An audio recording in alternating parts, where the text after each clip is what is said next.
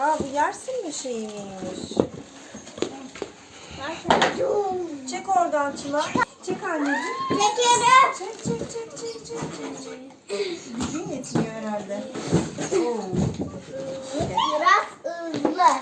Ben bunu hadi. Baba. Sakin bir dakika Çınar'cığım.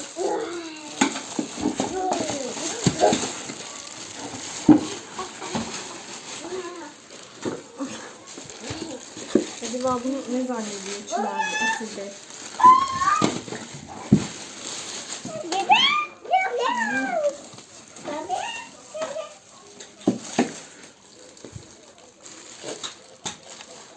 Bu galiba şey, bunun ayağı nerede? Ha, Çınar'daymış.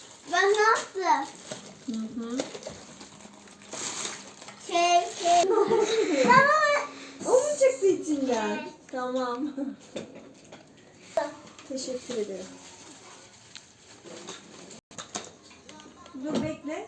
Çınar şarjını koparma. Ver onu bana. Ver şunu. Açayım mı? Yaprak savaşı.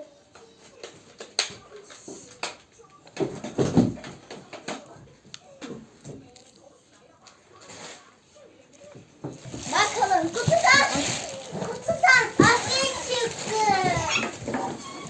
Dört asit çıktı. Bir yardım. Nasıl siliyorsun acaba?